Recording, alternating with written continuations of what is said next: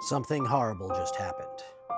I was picking up my King Cobra to record the next every single Beast video, and I twisted his arm just a little bit, and it broke clean off, just like that. This is a toy that I have had since my childhood, it's got to be 1989, let's say, as a guesstimate, and I was not expecting this to happen today. And to be frank, this is one of the more expensive Battle Beasts to come by, so I know this is not going to be an easy one to resolve.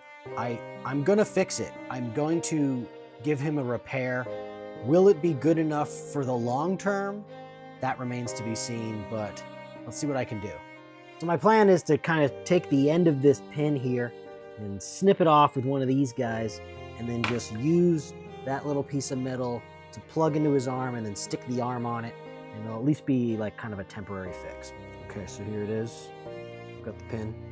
I'm just gonna create a tiny little, and then it pops off, flies somewhere. I hear it hit the ground, but cannot see it because it's just a tiny little piece of metal. There's a little pinprick of metal, and I'm gonna try to stick it right there.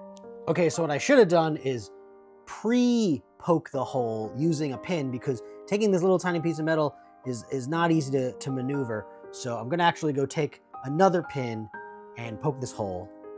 And now that that hole is poked, it should be a little easier to put the metal in there.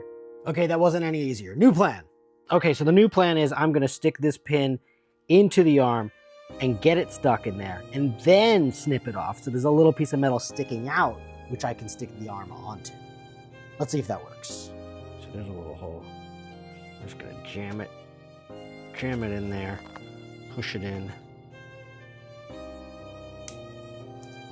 I've got the arm here, and I'm poking a hole in that side of it.